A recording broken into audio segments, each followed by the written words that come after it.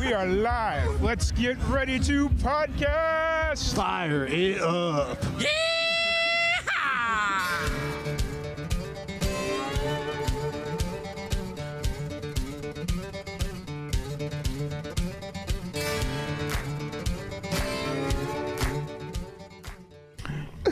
What's going on, everybody? Tom Quiet here. This live and amplified. Welcome to the Indie Fusion podcast. We got Dustin Brown. We got Jeff Cabana sitting over in the corner. Finally, about time we had you on one of these podcasts, Jeff. I know. Well, you never send me an invite on Zoom for those ones. Well, I can do that, right? I know that the audio or the internet isn't that good in Roswell, so It really ain't, but I have a decent connection in my house. So fair. Hit me up next time. Fair. Yeah, no, I'm excited. I always hear about the Roswell crew. I'm meeting one for the first time. yeah. I love it. Well, the Roswell crew has diminished over the years. Yeah. So As we all do. this is about it. This is the Roswell crew at this There's point. 5 of us originally, now Yeah. it's just us 2. Yeah. Yeah. So one moved to LA, one moved to Carlsbad, and we don't talk about the other. That we don't speak of the Shall other. not be named. Yeah. Right. So how's everything been going, Dustin? Good, man. Just hanging out, Yeah. trying to work, trying to make some music. Right. How was your show out in Heiko? It's good. Yeah. Nice and energetic. Actually had to do something. Right. Right. That's what I was joking about. I was like, damn, I didn't really prepare for this. And a bunch of people showed up, so I had to get after it. Right. Heiko's a cool spot. I was trying to, if it hadn't been like 11 o'clock at night, I was going to go drive them over by Heiko Hall. Yeah. Because we have to drive right through Heiko to get to. Tomorrow morning? Yeah. Well, no. When we were coming back when we were coming back here yesterday from Roswell. Oh, you're turning and burning like that. Yeah. He drove out to get me, and we like within a half hour turned around. Did this and going right back. Yeah. I got out of work and left, and I went home and showered, and then left. I love That was about it. Yeah. It's one of those things where it's just like, it's whatever. I don't care at this point. Yeah, I think I've done more miles with Tom than anyone else that I know, quite honestly. Yeah, he's a driver. Like Yeah. he's like that one time you left the festival. Yeah. I mean, you drove to the festival, which from here is probably close to 3 hours. Yeah. And then you left that after a Yeah. weekend of festival and to go to New Mexico. Yeah. I showed up. I got into Roswell at like midnight. Checked in. No, actually, that weekend I was actually at an okay hotel. I wasn't at the what do we want to call Clarion? Oh yeah. Yeah, we'll just leave it at that. It's just not. thinking shoot, I've gone to Montana with you, Salt Lake City, Vegas, the Keys 5 or 6 times. I don't think it's, That's a hike. Man, yeah, we have driven across this Right. country. Yeah. the only place we haven't been is my hometown or his hometown. Yeah, we have seriously, we haven't made it back to my home area or his. That's everybody. But how's everything with the new album going? You got a couple of singles, or is it just one single out now? I got a couple. Yeah, Couple. the one cool. that came out Friday is being promoted to Americana radio and all that stuff. It just recently got played on the ranch. That was pretty cool Nice. for a local kid. Nice. On the radio? Yeah. Wait, is it exciting to hear yourself on the radio? I didn't even get to hear it. Oh, you haven't heard it yet? No. Oh, man, and then dude, you gotta hear it. I knew it was happening. Yeah. And then a buddy of mine was like, "Hey, are you getting played on the ranch?" And I was like, "It's Billy Hartman, you know Billy." Yeah. He texted me that. I was like, "Yeah, who told you?" He's like, "I just heard him announce that they're gonna be doing that or something like that." And then and then an hour or two later, he's like, listening to it, and I was like, text me like, "Man, shoot a video." And then 30 minutes later, he's like, "Man, dude, we listened to it," and he's like, he's like, And that was it. I think his reply was like, "Oh, but shitty Fred, I didn't record it." He's Right. like, "But we were just listening to it." And I was like, "No, it's actually way cooler that you just, just listen to it." But yeah, it got played, and I guess they like it out there, so hopefully they keep playing it. Nice. Yeah. I love it. No, I remember. That was my first. Yeah. That was my first real radio. Your first single was Falcon, right? Yeah, Falcon 9 Yeah. just got promoted, or didn't get promoted to nothing. I just self-released it to Spotify and all that. So. When I saw the title for it, I was like, "Tell me you grew up around McGregor without telling me you grew up around McGregor." I'll let you make that inference. For anybody that doesn't realize, SpaceX likes to blow off rockets around McGregor, and they tested the Falcon 9 rocket out there. Oh, okay. Yeah. Okay. Damn, Tom, you're good. You're good, Tom. So let me ask you. Not that there's any kind of connection. Yeah, I but, didn't. you know. Yeah, I don't think. Just kind of curious. It's a good conspiracy theory you have Right. there. Right. Right. Well, because you mentioned you had a couple singles out, and I had overheard a conversation earlier with some of the artists, and so are you planning to release them as individual singles, or are you planning to release a full album? No, it'll be an album. Okay, okay. We just did the one single that, like I said, that I just self-released or whatever, and then this one, working with some folks that are like promoting it to radio and doing some different stuff like that. And then, but then, the full album will be out on March 28th. And then, we do like a release show in Fort Worth on the 29th. Gotcha. Yeah. I'm asking because my band is about to go in and record our second full-length studio album. And the last one, we just released a full album all at once. Yeah. It did okay, but I'm seeing a lot more artists releasing just individual songs now. So I'm kind of curious to people's perspective on that, like what works, what don't, you know. Yeah, for me, I did my first album as an album because it was like special to me just to be an album, and I didn't know shit what else to do. Well, and the goal is to release an album. Yeah, get your stuff out. Yeah. And then did like a second mini album, and then what was supposed to be so basically the next time we recorded, we ended up with like 14, 15 songs. Nice. And then we got talked into like, instead of an album, do 2 mini albums. And so I did the first mini album, and then the second round I did the singles thing, which it definitely gave, I think, rise to my numbers and stuff like that, like doing it like that. But I didn't go viral or nothing like that. But what it does do is, I think it just keeps that. I did like a single once a month for like 6 months. Worth of it keeps you like at least with social media and the way like short-term memory works with social media, it keeps you like you constantly got something coming out. You're moving forward. Right. It just keeps. I think it keeps people like engaged. But then I say that, but also at the same time, what I've really realized is like, it helped keep the numbers up maybe for a little bit, but it also, I don't know, I'm kind of coming full circle on it now where I'm just like, because I'm so small and like maybe growing culty, or maybe that's where I'm headed is culty. I don't really know, but like it just feels like I've tried the album, I've tried the singles, I've tried this, I've tried that, and there's still just that same little pocket of people. I mean, it's grown, the pocket has gotten a little bigger, but like.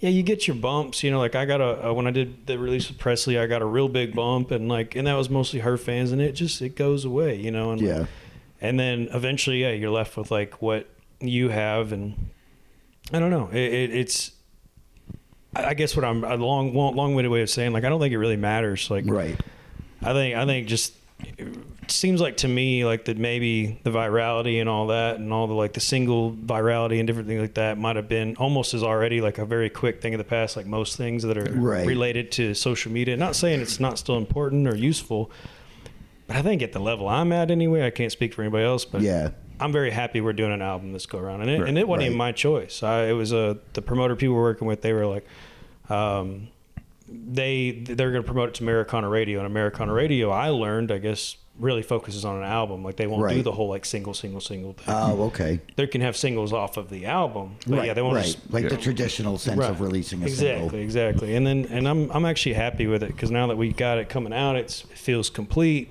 feels like solid. It's all in the same, atmosphere, and but I think both are useful to answer the question. Because we released our first full-length album as like a collection of works. We wanted to tell a story from beginning to end. So you can't do that with singles, and that's kind of what the next album is going to be as well. So exactly. I'm just kind of curious because we're trying to figure it all out too, We've had some good opportunities, but not even close to going viral. And that's what I just think, like, somebody told me a long time ago, a friend of mine named Crawford, he's like, it's brick by brick, man. And I'm like, it really is, dude. It's just like, because I've even seen people go quote unquote viral, and I've seen people gone that way and stuck, but I've seen just as many not stick. It's like it doesn't guarantee anything, and even forget the word like viral. It's just like you can even have that one like I'd say even with mine, like me and Presley's song, where like for me anyway, it felt like, oh cool, something's happening, and because I mean my numbers like quadrupled from what they know, or it was way more than that. It went up big. And did you do like a duet? Yeah, cool, and she's great. She's got a great platform and all that too. And and I got to see how that all worked on that. Like the song is a beautiful song. It's that's its own story. But we're kind of talking about the more like whatever side. Do you have the song, Tom? Yeah. Okay. Shoot it to me so I can hear it. And it's like, But yeah, to watch how that can like swing up and swing down, and then every time you do a release, it swings up and swings down to some degree. Right. So that's why I'm kind of the point now. It's just like, I don't know. It's just like build your community, build your friends, and just right.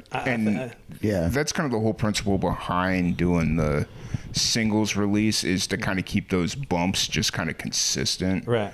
But I've always kind of been of the mindset that it depends on what kind of band you are. Like if you're primarily a recording band, honestly, your best bet is just to do singles. Like just put out a new single every 6 weeks, promote the shit out of it, and the bumps will kind of just stay there. Whereas if you're consistently touring and you're like doing 3, 4, 5 shows a week, like doing real hardcore, like doing really hardcore, you're better off doing a full album. And you ride it out. Yeah. That's what your show is based around. Is your album. Yeah. Right. And like, I mean, there's even release strategies within the album, because you could still release them on Spotify as singles, but then just release the album as a physical copy. Yeah. And just be like, hey, you ain't getting this music for at least another year on Spotify, so buy this shit now. Yeah. Right. And that's kind of been my motto. That's what I've been telling a lot of musicians. So yeah, no, I think that's a good idea too. Definitely. And like you said, it's kind of what you're doing. And that's what I was even saying. It's like your whole ethos behind it. Like, mine personally, or at the moment, is just like whatever happens is gonna happen. Like, because I've stressed over this strategy, that strategy, doing this, and I'm like, none of that's me anyway. It's just like, you know, I'm singer-songwriter, and like the people who mess with me and like my stuff, like I don't think they care about all that personally. Because I get it. It's just like, that's where I'm at on it. I'm very turned off by social media right now. I'm turned off by the algorithms, turned off by all of it. It's just like, I make music. I'm not trying to, not to sit here and sound like Mr. Cool Guy. No, I mean that from a place of true resolve. Like I've been obsessed with all the numbers. I've been obsessed with the strategy. And now I'm like, here it is. I do got some people, like I said, on board, you know, that I hired that can help me like promote it and stuff like that on their end. Right. But, is that helping? Yeah. Because that's another route that I'm looking at too, is hiring people for that. And also like finding the right people. Like I've hired people in the past that were total, I mean, flat out scams. Whereas right now, like we've had that conversation several times. Yeah. Whereas like right now, like the people I'm working with, they're bona fide, like in the industry, have long histories and track records and stuff. And so, well, because I remember I don't remember if it was this last single or if it was Falcon 9, but I got the press release for it from your PR agent, and I was just like, shit, now do I have to go through a PR agent to book my own buddy? He texted me, he's like, so I got to book through her. I was like, no, we can still. Like, that's cool. I'm not on it. Like, there's no contract or nothing. That it was just one of them deals to that extent. Yeah. Right. It was just one of them deals where it's like, well, here's your proof. It's working. Like, I've gotten 2 emails from him in the last 48 hours. So yeah, no, she's a hustler. That's cool. We got. I won't sit here and talk about other publications on this publication. But yeah, I got some other stuff in the works and some stuff that already came out, and due to her, I haven't done any of it. She's doing a really good job. And then and on the radio side, for like Americana Radio, it's the other half of the promotion team. She's doing really good too. And I'll get my first numbers back from that like next week. Nice. And you said the album comes out the end of the month, and March 28th. Now, is Rachel Cole's on that album, right? She is. Yeah. Did a phenomenal job. Yeah. I've been trying for 2.5 years to have her on the podcast, and it's always she's always coming to Heiko, and it's like, all right, let's set something up, and then it never ends up happening. And then I saw her at Jam this past year, and I was like, hey, let's do this. And she's like, okay. And then 3 hours later, we're both pissed drunk, and it's like, this ain't gonna fly. So it's like, she's awesome. Man. Yeah, it's just one of those things where Jam is so much fun, but if you're drinking, it gets sloppy really quick. So not getting no work done. No. But that's the whole point. Right. So sometimes you got to go enjoy music as like just enjoy the music instead of like, all right, I'm here to work. So I want to get one of these days we'll get it figured out. We'll get you set up in a different spot. It's just hard with like being outside, but I get you in a spot where it's like you can like kind of do both, you know? Well, like towards later, like have serious time up to a certain point, then at another point you could just like hang out. And well, that's what I tend to do is like I'll sit up, like now that back porch is just kind of there, it's like that back porch is the spot. Like right.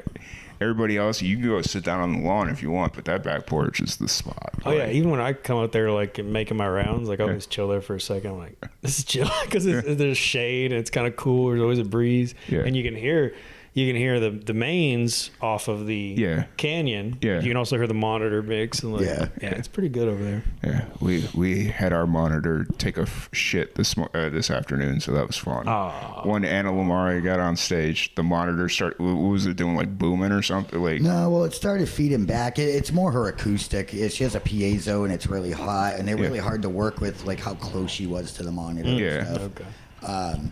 Had a lot to do with that. And then, I don't know, the monitor was distorting for some reason, but it had no reason to be. Yeah. The mains weren't distorting, and it was literally sitting in the middle of the daisy chain. Yeah. The only thing I can think is there's like a rip in the cone or a bad solder in it. Yeah. I'll take a look at it. It was a $40. Sometimes the gremlins just pop in, too. Yeah. It was a $40 freaking pawn shop find. So. Yeah, we bought it at a pawn shop in Tucson. Yeah. Yeah. Well, sometimes that's right across from the craziest dive bar I ever played in my life. Really? Yeah. This guy was like, there was this guy in there that was just like the character of the century. We called him the milkman. Yeah. He was like chugging like an entire bottle of Jack Daniels and a full gallon of milk at the same time, like back and forth. And then he was eating like an entire loaf of bread out of the loaf, like just like, hey guys, like, I really enjoy your music. And like, dude, this guy was a character. He was the guy that helped run the place, Damn. And then he started telling us, there's a fight here almost every night. And then like 3 hours later, we realized, like he's the one starting the fucking fights every night. He was trying to get like the whole place. He interrupted a band on the stage in the middle of a set. Was like, we're all going to get in the phone booth and take a picture. And the band's like, we're playing the set. Kind of busy here. Yeah. How the show's been going? You been kicking ass there, or what's going on? No, I ain't done nothing, dude. This is my first show, and like I told somebody that tonight. They're like, "What?" Like, man, I'm blanking right now on her name, but she's a fiddle player out there, and she was like, "Why aren't you playing shows?" I'm like, "Well, working." It's been working since this last year's festival. I mean, before that, I've been slowing down on shows for a while, and then just kind of focusing on working. Fair. Is it slowing down on shows? That's obviously, it seems very intentional, right? Yeah. Oh yeah. I used to play a lot, but now I'm just kind of. But we're getting back into it. We got tonight was like the first start of like some stuff to come. We do our release show on March 29th, Fort Worth. Then like April 3rd, we play in Austin at the Cactus Cafe, and we leave immediately after playing. Drive 12 hours to Nashville for like a 1:00 slot at 3rd and Lindsley for Waymont radio station. So it's a live show, and then we record it. Nice. And then we take that night off unless something books in between there, and then we go to Knoxville to go on WXVT, something like that. But it's a blue plate special show. Yeah. So like people can come, same thing. People can come in. It's a live show, but it's recorded, I guess, to the radio or broadcast to the radio. Yeah. And then that night, I'll play acoustic with Joel Allen and Dawson Holland. Mm-hmm. Yeah, because they're going to come out there too, because Joel's playing the band and Dawson's coming out there as well. Nice. And I think Rachel's going to end up being out there too to sing with us and then do her own stuff too. I think she's originally from Nashville, or she was in Nashville before she came I don't know. I feel like she's got a character story. I don't know. I thought it was like Washington or Oregon or something like that. Let's just spread rumors. Let's just give her a Legends pass. Yeah. I don't know. I haven't had her on the podcast. I haven't been able to figure it out yet. So yeah, and her and we've recently just I asked her to come onto the album. We've become friends since then. Yeah. Really. I think I knew her, or not knew her, but we like had each other on social media for a couple of years, and then we had we were needing some female vocals on there, and we tried a few different people out and wasn't finding what we wanted. And Ben, one of my producers, Ben Hussey, was like, "Yeah, we need somebody with some raspy, we need somebody with some grit to kind of match there." And I don't know, like I was like, I'll find somebody. And I got plenty of amazing friends to do that. Mm-hmm. But then she posted a video of her singing, or it popped up on my feed. I don't even know if it was a new post. It was like the algorithm was speaking to me. Yeah. It was her just singing this super raspy, super soulful song, and I was like, that's what we need. So I messaged her. I was like, hey, or I messaged Joel, because I saw that she had gone on Joel's deal out in Saloon 37. Yeah. And I was like, hey, you know her? And he's like, yeah, she's super badass. I was like, yeah, she's real badass. I need her on the record. He's like, well, just shoot her a text. And I was like, well, talk to her for me so I'm not just a weirdo messenger on Instagram or something. I think that's how that went. Yeah. Right, I could like be totally random wrong. dudes like want to be on my album. Right. Yeah. It always gets weird. Not saying you're that guy, but I'm sure she has. I mean, I'm sure I've been that guy, but no. But in this scenario, and I was just like, I really actually want her on the album. Like, let's make this happen. But yeah, she agreed to do it kind of remote. So we went down to Fiasco, which is Alec. Did you meet him? He was running like side stage sound. Glasses. Super mellow guy. So because she's in Austin. So yeah, we had her come out to his spot, threw down her vocals, and dude, I swear she showed up like late. Had her phone. She's like, yeah, I listened to him on the way here, and I'm like, oh no, dude, like, come on, girl, like what the hell is this? And then she knocked it out of the park. Right. Like she was sitting there like. I'm pretty sure she had barely just listened to him on the way there. Had her phone out. She's like, hey, can you text me the lyrics? And I was like, kind of like, damn it, dude. It felt like she was going to phone it in. I was like, come on. And then she just, she did what Rachel Cole does. And that's a true pro. Yeah, right? Yeah. I mean, pro or just natural, whatever you want to call it. Yeah. It was, whatever it was magic. It was magic. And she added a lot of flavor to the album. Right. Nice. She has a look about her, and like, but when it comes down to the music, I don't know what the fuck it is, but she knocks it out. So.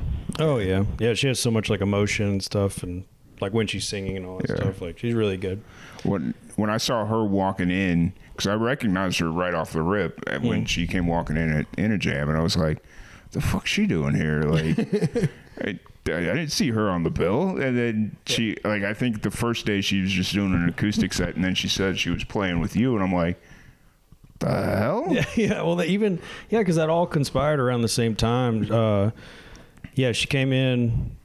Yeah, I mean all that. I think it was like a month or two before the festival when we did that, and I was like, "You're badass." I was like, "I can't give you like a crazy glamorous spot, but like there's spots like early in the day," and then it ended up being a great spot for her. There's a lot of people. Oh yeah. The people who actually were on the bill, I felt bad for because the crowd kind of cleared out by the time they played for whatever, however it worked out that morning. Right. You never know.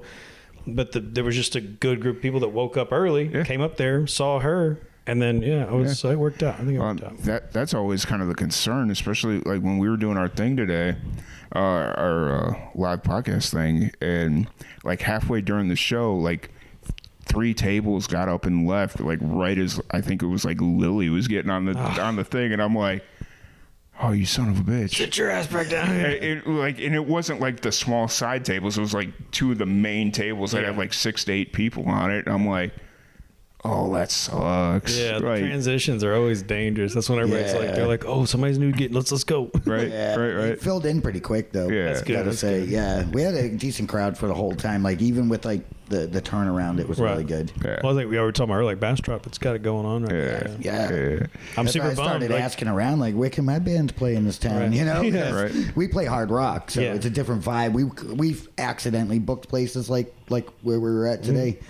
It's uncomfortable for everyone. Nobody can order food over us. Right. Like, you know, like they're not having a good time. You're not having a good time. I get that. Right. Because I've had the other way around, like where people like, you know, I'm more like a song, like in the songwriter genre. Where it's like, it's more of like a, you know, you I don't know, like it's more like there's a lot of emotion stuff going on, and you're like in the background for 3 hours, and you're just like, why am I here? And they're like, why is he here? And they might even like I think I've even had a drunk lady or guy tell me that before. They're like, you know, your songs are so great. It's just so sad. I'm sorry. You know, I'm like, yeah, it's like, I shouldn't be here either. You know, like you guys are trying to have a good time. I'm singing sad boy country. This ain't a good mix. Or like in your case, it's like y'all are trying to chill. We're trying to we're trying to shred. Exactly. I play a full ass drum kit. Like, right. You know? It's 2 p.m. on a Sunday in Bastrop. But we'll tell you, you talked about the place around the corner. What, 80? It's 602, 206. 602. Yeah. They have everybody there. I've heard some more like heavier rock bands there. That's what everyone told me to check out. Yeah, it's just like that little bitty rickety stage where they get down, and then that whole like little courtyard will be full of people. Right.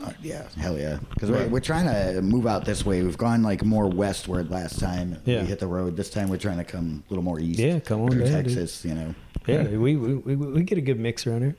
Hell yeah, we play good rock. I mean, I got nothing against like death metal and stuff, but we don't do that. Oh, okay. Yeah. See, I'm kind of in that boat too. Like, I don't have nothing against it. Right. But yeah, like when it's just, I hate to use the term wall of sound because wall of sound's reference to good thing in my book, well, but it feels like a wall of just. It's exhausting. Yeah. Your ears are assaulted from beginning to end, and it's exhausting. Like, even when my band plays, like, shows, by the end of it, I'm like, just don't even talk to me. Don't look at me. Just get away from me. Like, you know what I mean? I don't want to hear anything. Right. It's just all, like, let me put the headphones in, put the pink noise on. Like, I'll get home, my wife's talking to me, and she sounds like a teacher, and Charlie Brown just like, wah, wah, wah, wah, wah. I'm like, honey, I can't. I'm so drained. Yeah. But I will say, like, with rock, like, yeah, I don't know. I've been having this like hinkling like lately to like start up like a side project. I'm always got my side project, but like do like a little cowpunk band or something just to like let some angst out, dude. Just it is fun. Yeah, it is fun. Because with like our set, like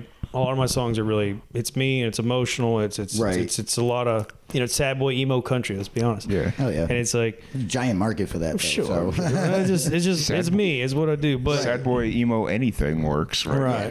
But it's also like.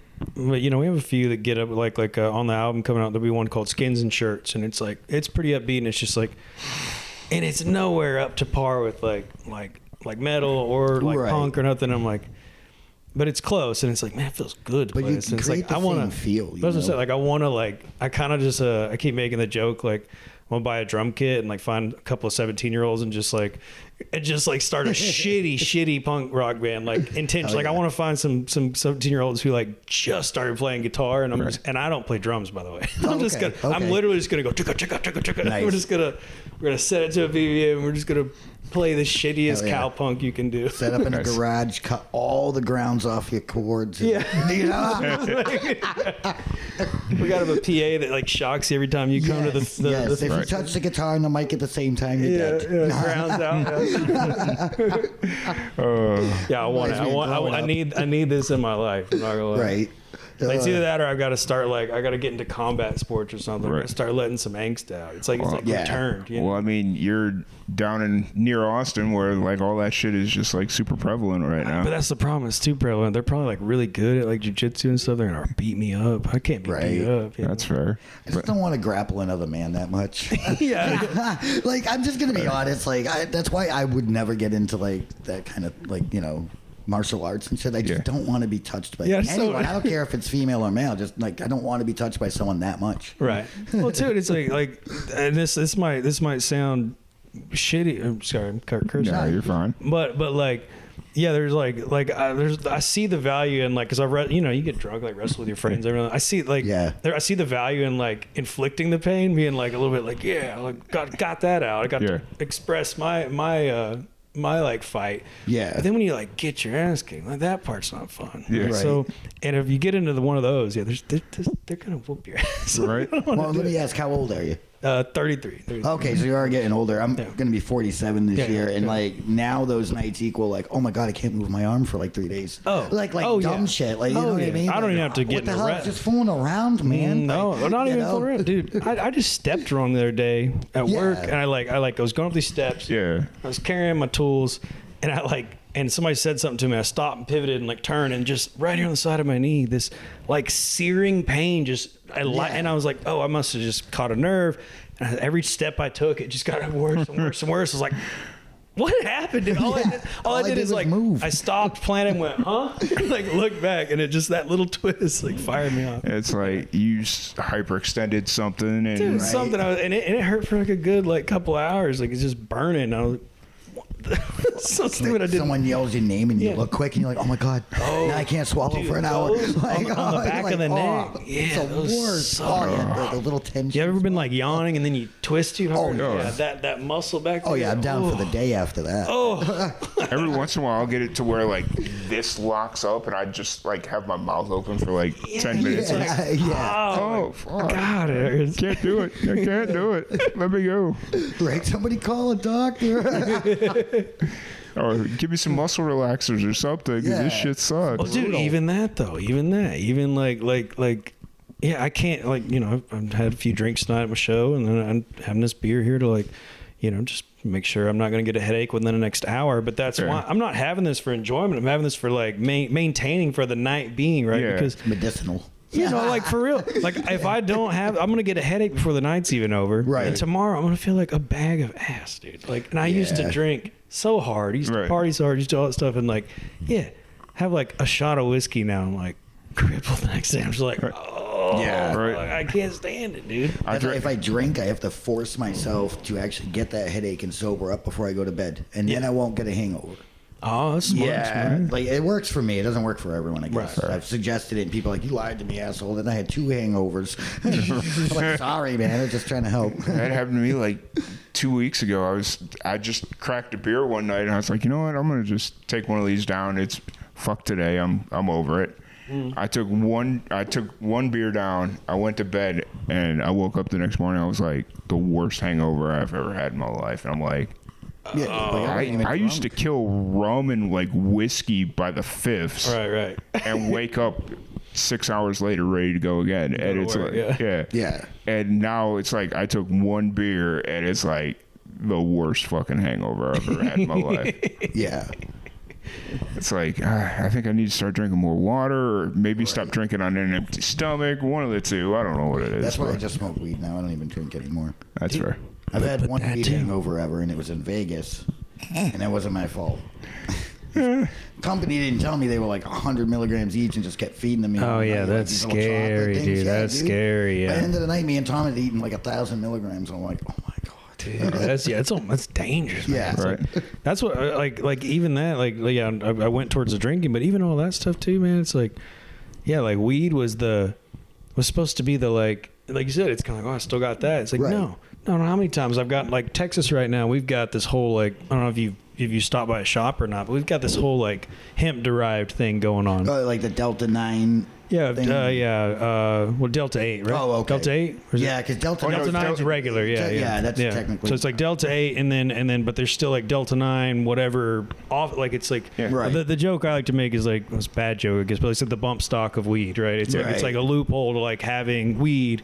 And they're like, oh, but it's weed. But dude, some of that shit is like super crazy strong. And obviously, like in your, like when I used to be in New Mexico, in Carlsbad, I always pick up these little taffies. And I was so happy I found these ones that were like a true 5 milligram. Right. And you could stack them. You know, you could take one and be like, I feel normal but good. Take 3, like, all right, cool. Dude, the shit here, it's supposed to be like this, like, whatever. Hemp derived, whatever. I don't know, dude. And some of it, you're taking edible. And I've been like tripping out way harder on an edible, a legal Texas edible, than I've tripped out on other things we won't speak of, allegedly. And like, and you're sitting there like, and the next day you're thinking like, am I schizophrenic now? Like, is this how life's gonna be?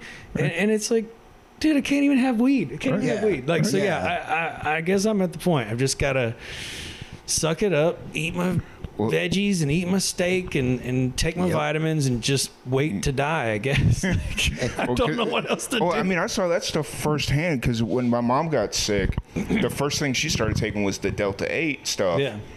And after she took that, loved my mom, but she was retarded. Like, is it really that strong? I never tried it. Yeah, she would come out retarded. I mean, it can. Yeah. I mean, it's the same as regular weed. Like, it's the amount, you know. But also it does something different. Like, and you're speaking of 8 in particular. Yeah. Our Delta 9 here, that they have Delta 9 that's like A, B, and C. That's that's like the molecule, loophole. Right. But the 8 is a different feeling. It's like I'm gonna hate it if we got all these terms wrong. We sound like a bunch of idiots right now. But yes, you guys know what we're talking about. Yeah. But yeah, like the smokable of like the Delta 8, it makes you feel weird. Yeah. It's way different. Like I've been on like really strong like regular weed and been like, ooh, this is too much. But like on like a strong like Delta 8, you're like gotta scratch. Yeah. You're like, really? This feels really weird. Yeah. And then we start getting strange thoughts. Yeah. Damn. It was that, and she was doing the edible, so that shit just sits in your stomach all damn day. Yeah. And then reoccurs. And reoccurs. Yep. And then we finally got her on actual edibles because she lives down in Florida, so medicinal it was legal. And we'd put her on that, and she was fine. I'm like, what the hell is Delta 8? Like, what is this weird shit doing? Like, I don't know. That's weird. It's like that would be legal, but not just regular pot. Though. They sell it over the counter. Like you don't like in Florida. You go to a gas it's not station. even like medical or rec or that kind of thing. It's just a gas station thing. It's like boner pills, basically. Yeah. You know what I mean? Like It's almost like it almost feels like K2. You remember K2 back in the day? Right. So not quite as psychotropic, but like the anxiety of it. They're like but then like I want to try it then. But like it's not that, and that's I have your same view on that. What you just said, I'm like. We're trying so hard to like make just standard, and forget all the stuff we just talked about. Let's just talk about real weed in general and how stupidly strong it's gotten. Yep. Colorado, New Mexico, California. I'm like, dude, I would kill for just like some dirty Reggie that would just like cruise me through the day. Right. Now it's like, dude, you try the smallest little amount of anything and you're going to meet God. And like, I don't want to meet God every time I do this. I want to chill and like write some songs and like hang out. Yeah, and you can't just buy mids anymore. No. Like, can I get some mids? They're like, what's that? Yeah, well, you know what I mean? Like, maybe you guys have more purview to it. I think I heard it in a podcast. It's like it's something about the breeding of the plants and stuff. Yeah. It's like they've actually like they've gotten to the point. I'm sure somebody in the country or the world has a Reggie level like breaded plant, but like a lot of it's like they've bred it to be so strong, like it's hard to go back. And then they make concentrates and everything else. And that's what in Texas a lot of synthetic stuff, which is like the Delta 8s and stuff. And I watched a video on that too. You don't know what's in any of that stuff. It's just like. I made the joke for a long time, ever since Colorado basically fully went legal and stuff. I'm like, Amsterdam had legal weed for 35 years, and you know what they did? They perfected the growing and cultivating of the plant and the herb, right? America had weed for a year, and they're like, let's see if somebody can die from this. Yeah, let's try to kill somebody. Straight crack. Right. I'm like, Jesus Christ, America. Calm down, bud. No, and that's I don't, which it's cool. Have that for the people who need that and want that. And look, every now and then, like I said, it is cool to take a really strong edible at home and chill and just be like, but stay there. Right? Yeah. It's like we're not all Joey Diaz over here where you could take 5 stars of death and not even think about it. Right. Yeah. Weed with people is so. I don't know the term. Like it's so dependent. I guess it's just like because I don't know how many friends are like, oh, this is mellow. You take it and you're like. Huh? You're like, it's not mellow at all. And they're like, oh yeah, I take like 2 or 3 until you said, or the Joey D. Did you see the clip? What's his sidekick's host name? Oh man. I haven't actually watched his show yet. Oh, it's so good. Yeah. This is a pretty recent clip. 'Cause I grew up with like literally those kind of people. Yeah. Like Joey Diaz's. I don't watch his new stuff, like his new podcast.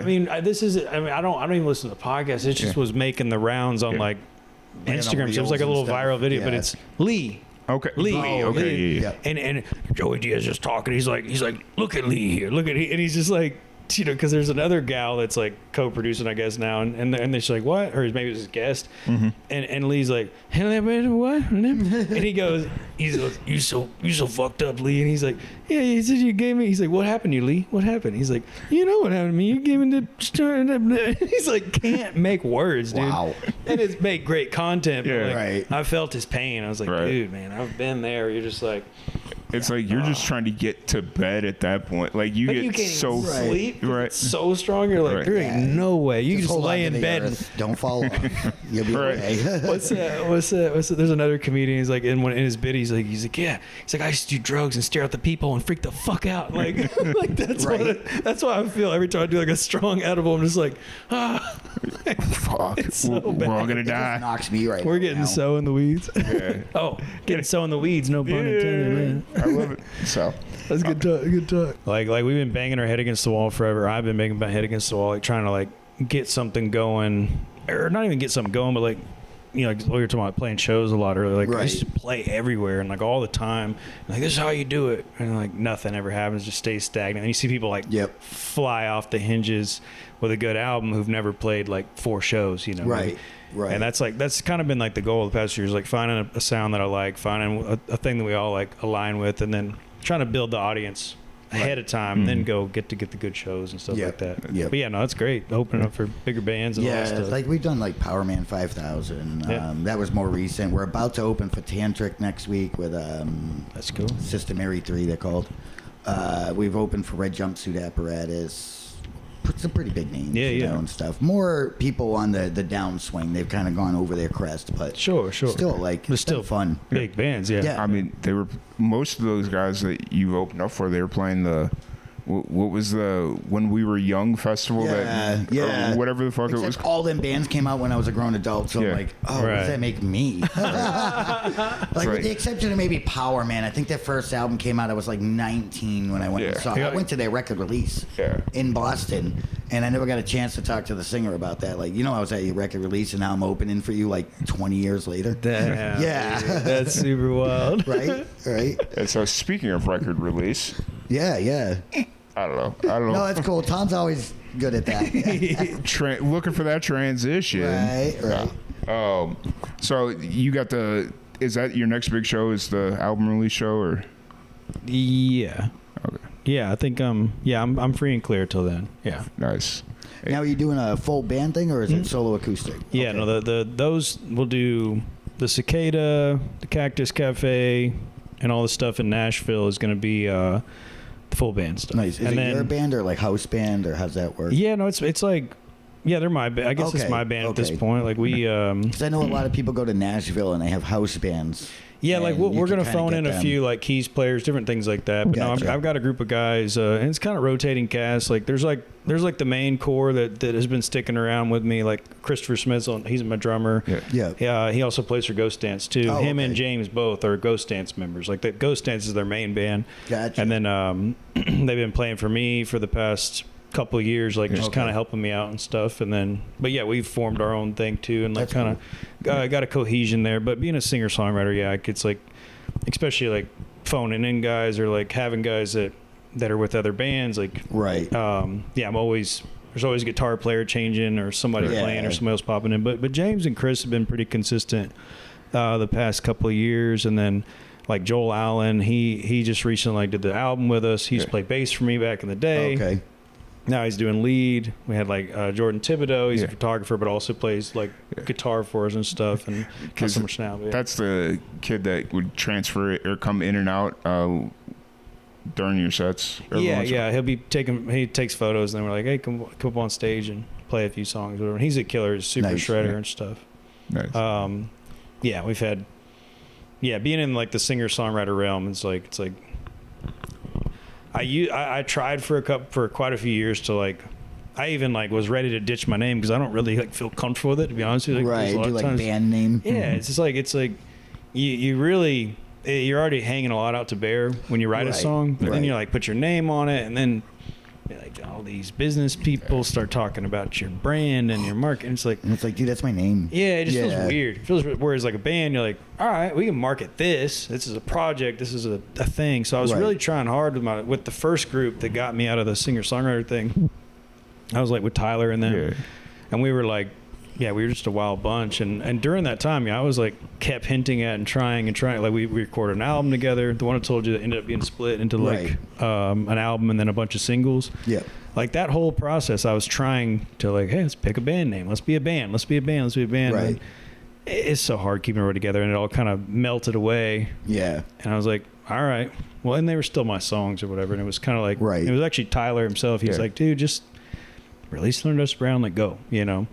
And then that was the pulling. That's why that album's named Pulling Teeth, because it was Gotcha. like the whole process was like pulling teeth. Like from a recording, it started as like a free demo that turned into an EP that turned into an album, and then like, we got the Joel before he was the man he is today, the guitar playing fully is today. He was playing bass for us, and he was like.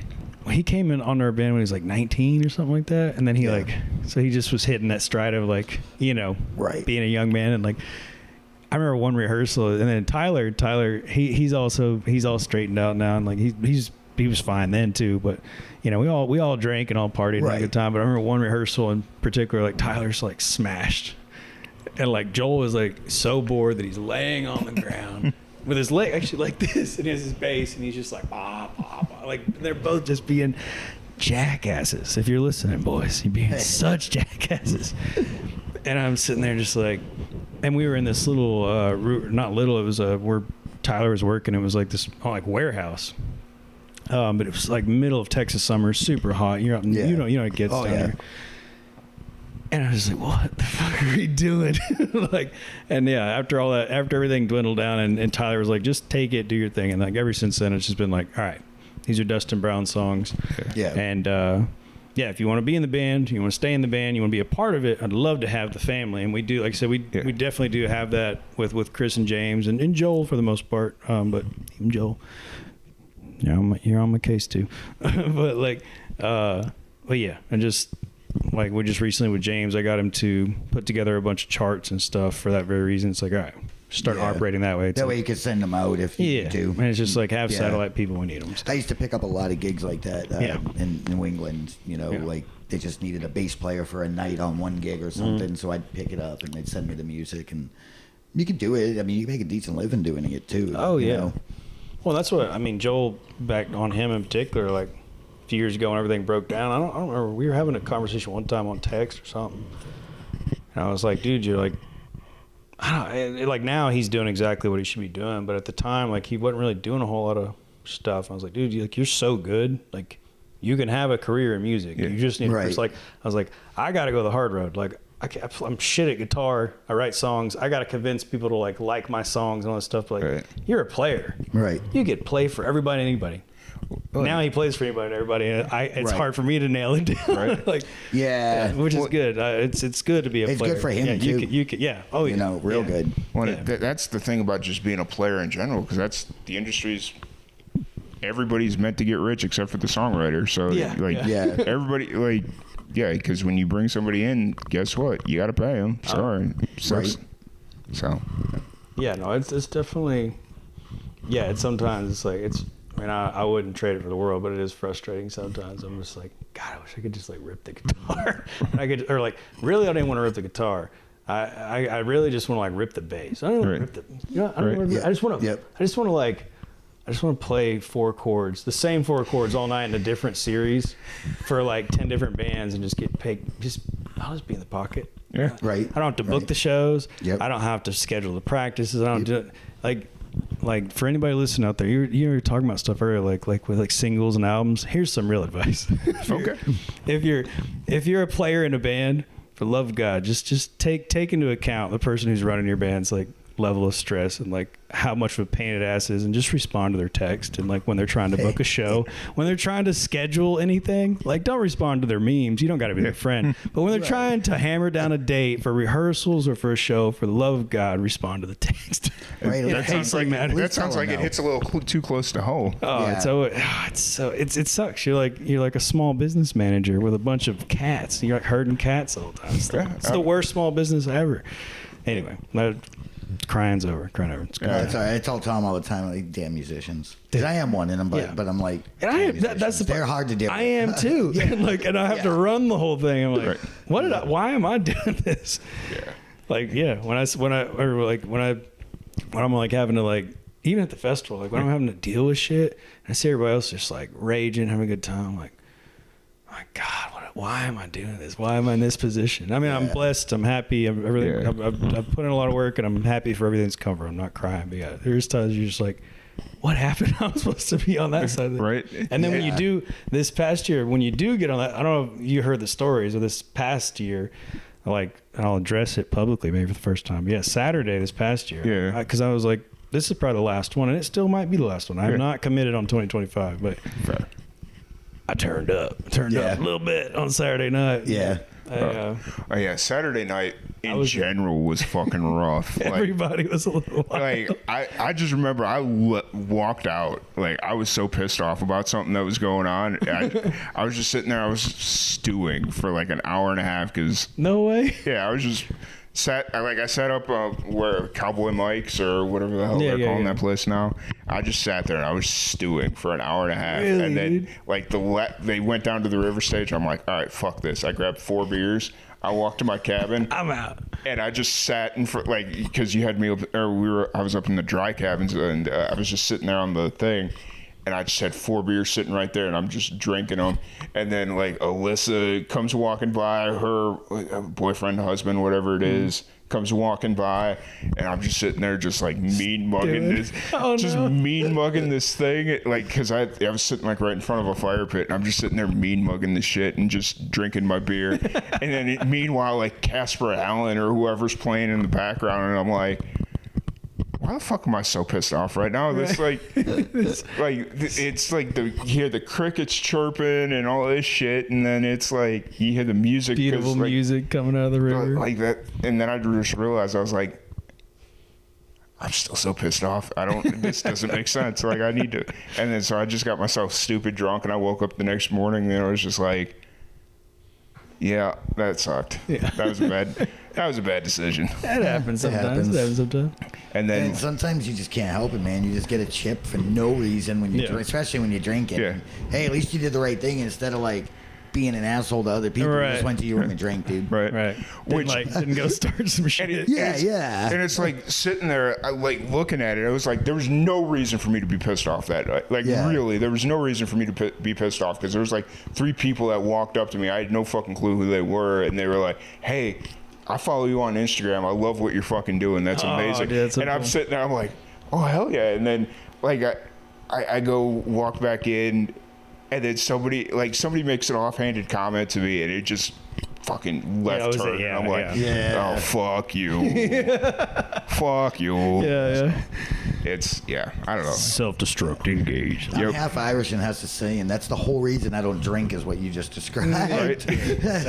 Talk about it. And it's just, like, I'm not going to name any names on here, but it was just like, tell me after, I won't know. Go fuck yourself, buddy. Like, I don't care right now. So, dude, I had a moment that night too. I went through phases that night.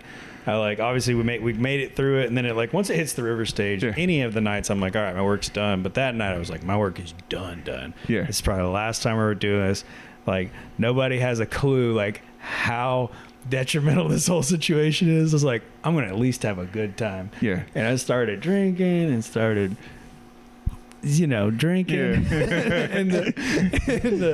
drinking. Yeah. And then like next thing I know, like I was having a good time, and then my girlfriend, we didn't like get in a fight or nothing, but I think she was like, I'm going to bed. I was like, yeah, whatever. Like, she goes, and then like I'm hanging out, and it hit me at one point. I was like playing guitar, and I realized everything hit me all at once. I was like, I have no reason to be here. This. I do not need to be like playing a guitar right now. Yeah. But I want to hang out. Yeah. So in my mind, I was like, I'm gonna go back to the cabin, ditch my guitar, because there's already a scar in the front of it from other similar nights. I'm like, I ain't doing this again. So I take it back, and I'm like, I didn't want to turn on the lights and like wake her up. So I'm like, if you just imagine the sound of like the body of a guitar around on like I was trying to sit on this dresser and stuff. And I hear, hey, wait, she's like kind of waking up, and she's like, what are you doing? I'm like, oh, hey, yeah. She's like, coming to bed. I was like, no, I just put my guitar down. I don't want to break it. I'm going back though. I'm gonna be gone for like an hour. She's like, you said you're gonna be gone for an hour 2 hours ago. And I was like, well, yeah, I'll just be gone for like another hour. She's like, it's like 4 o'clock. I'm like, yeah, but it's the last night. And she goes, and I had told her, oh, that ain't nothing. Most of them stayed up until daylight every day. Damn. This was my latest night, but I had told her earlier in the week to like let me know. I was like, be stern with me. So you got to talk to me sometimes. You got to tell me like you're baking, and she was like, okay, and then she kept quiet for it, and then I think it probably reminded in her brain that I had said that, and she goes, Dustin Brown, it's 4 o'clock in the morning. You get in this bed right now, and I was just like. Yeah, you're probably right. You're really right. Yeah. and she was so right, because I slept for maybe like 2 hours before the phone started going off. Yeah. Because everyone was checking out, and the campground was having issues with some people and stuff, and like rooms were being whatever. All this like responsibility stuff started raining in. I was just like, if I wouldn't have got these 2 hours sleep, I'd have been awake probably when all this happened. Right. Like, I would have never been to sleep. But yeah, I felt bad for any of the Sunday artists that played that are watching. So sorry. It was a weird day. It was a slow day. I was like walking around just in a daze, like, and we tried something different on Sunday, and it wasn't the biggest success, but it was like I sat there and I was like, I was ready to leave at like noon. I was just like, it was, and then everybody kept coming up to me. It was like, hey, we got to do that podcast today. We got to do that podcast, and then it was just like, okay, so I'd sit there and it'd be like 2 o'clock. hey, we still got to do that podcast. I'm like, I've been waiting for the last 3.5 hours, my guy. Like, right. And then I go out there and just watch the music, and they'd be like, hey, we've been looking for you. And I'm like, I've not moved more than 20 feet. Looking. Yeah. And so then it just you got to set a rule out there. Like, either get me, like, Sunday's not the day for the interview. Right. That's why you definitely need to bring me. I'm like the polar guy. I can go out into like a crowd Grab of me, musicians like, and get your ass over here. Yeah. Well, it's I'm just good what, at that. Right. like, see, the issue is like, I'm friends with like 90% of the people that normally play this thing. So it's just like, yeah, we'll get you when we get you. And then, like, I didn't get Lily this year. I didn't get Mary Charlotte. I barely got Tyler Lane. And the only reason I got him was because Jackson Malone just kind of happened to be sitting there. Yeah. And I was just like, oh, he just kicked, because what did he play, like Sunday morning? Or Yeah, he was one of the Sunday ones. Yeah, and I was just like... He couldn't, he was booked up for the other days, so he came in on Sunday. And I was sitting there watching his set, and I was like, he just fucking killed it, so... Yeah, kid's good. Let's get him on. And then Tyler Lane just happened to be there. He's like, hey, man, let's do this. And I'm like, hey, you're good friends with Jackson Malone, right? He's like, yup. And I'm like, cool. We're gonna do this. We're gonna do Everybody on, yeah. Yeah. And so it's just like, it was like two older people like talking to a what is he, like 18, 19, whatever he is? Nah, I don't even think he's that, dude. Yeah, 17. I think he's like 17 or something. Yeah, and so he might have been. He's like 16 or 17. He's pretty young, dude. And we were just sitting there like, sorry if I'm wrong, Jackson. He just gotten off like some kind of tour or something. Like, I think he was out in like West Texas or something. I don't know. Yeah, I think he played shows. Yeah, he had been around, but I think he played some shows in the New Braunfels area. Yeah. But that's why, yeah, he was like, because he wanted to play the festival, and I was like, by the time all the dates worked out, I was like, he was booked up. I was like, well, we got this Sunday thing. You pop in and do that. And I felt bad. I felt bad for everybody who played Sunday. Yeah. Well, because there was somebody that was on the list that nobody knew who it was. Oh no, yeah, there was a gal who booked the very last minute kind of thing, and then she forgot about it or something. Yeah. She called me like a week or two later, like profusely apologized. And I was like, you're one less person I don't have to apologize to myself, because like Sunday was it was weird, man. Yeah. It was weird. But it's just one of those things where it's like everybody appreciates you for everything you've done with that, and even if 2025 doesn't happen, it's like, we get it. Well, everybody gets it. Like, those are hard to do year after year. I've done enough festivals to know how hard of work it is. So I know where you're coming from, man. Yeah, it just drains you, man. Yeah, especially after multiple years, and it kind of like everyone that's around you and helping you do it in the beginning, you're like, all right, I want to kind of pass it on to you. So I get where you're coming from. You're trying to hope they'll carry it. You can still go, enjoy, help with logistics, things like that. Yeah. But you're not running the whole show from beginning to end, because it is a lot for one person. Oh, it's and it's like this past year, because of the Sunday, it's a 4-day festival. Yeah. Right. And I definitely have help. I definitely have people that were in there, but like the meat and potatoes of the like logistics and it was a lot. Especially when you're putting people up, like and all that, like rooms and everything involved. It's a lot. Yeah, we had. I'm like, man, I had a great stage manager like Sean Ryan this year. Alyssa was running like some GM stuff, and then everybody like helped in their own ways, and I have my sound guy stuff, but still it's like when all of them don't have anybody to answer to, it's me, and so it sucks. Yeah, I don't. That's why I don't think I'll do with me running the helm. I won't do like 4 days again. Like this year, if we do it, it'll be like 1 day. Yeah, right. And then it'll be a couple days, but those will be like, hey, just get your camping, come out, we'll just hang out, have like a retreat, have a hangout. Like, I'm not responsible for nothing. Right. We're just hanging out. And Saturday, just like a couple days post show. Type of thing. Be responsible for that. So, but it is a cool experience. So I can't complain. It's like, it's one of the very few festivals where you could go and see grown men crying. Yeah. And not because they just got the shit kicked out of them because they were drunk and acting stupid. Okay, I was thinking of like the Democratic National Convention, but no, just kidding. Just kidding. Pretty good there. We're in Texas. I could pick on them. But, no, it's like just like when John Fulbright plays, it's just like, fuck, dude, I can't do this right now. I'm good. No, I hear you. Don't ever So put on good. Everybody Hurts by R.E.M. Yeah. I'll cry instantly. That's one. That's my song. Oof. Yeah. Dude, like you don't even have to with John Fulbright. You don't even have to know any of his songs. Like he. I've even had somebody tell me that. Like people have come to they're like I don't know who that guy was, but that was amazing. Like, Nice.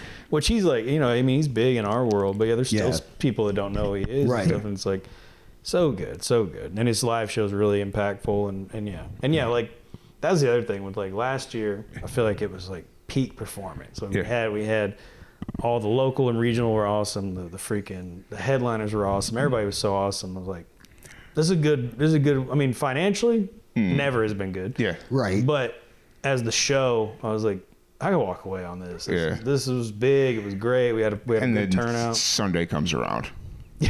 Yeah. Fuck.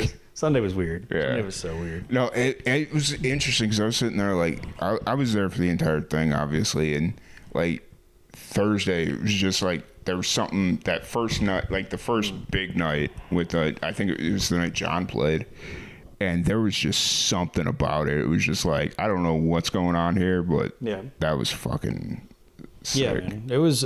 I was joking about that too. Is that our jams and stuff. Like Saturday was one of the weakest days because as I just said earlier, everyone stayed up till like I couldn't. I would be right there with them, but I couldn't because of the responsibilities they had. But like they were up till sunrise every single day. So Saturday rolls around, and the jam circle was twice as small as it had been the two nights before. Like and then Sunday, that's why that backfired so hard. Everyone was so dead. After a couple days of they were already dead by Saturday. Like Sunday, everyone just bailed out. It was just like it was a ghost town. It's one of those things where it's like I think 4 days is just too long. Yeah, it was.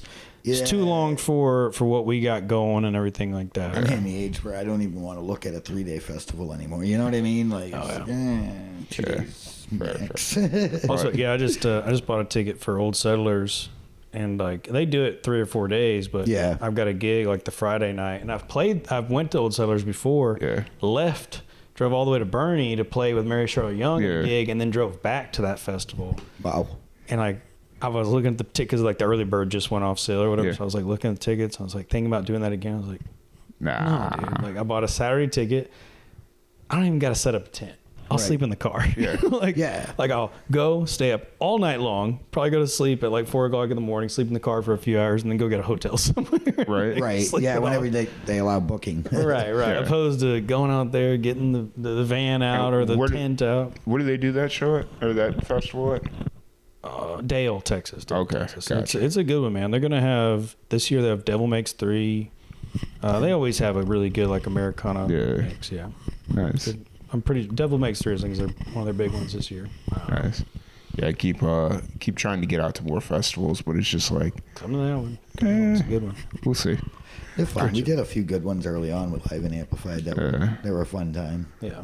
I want to go to this Alien Fest you're talking about. What did you? Or UFO Fest? Yeah, UFO Fest. So it's like July 4th weekend, either the weekend before or after. Because the crash was on July 2nd. So. What? Okay. Yeah. So. Is everybody like dressed up like an alien costume? Oh yeah, there's a lot of. You'll see a lot of that.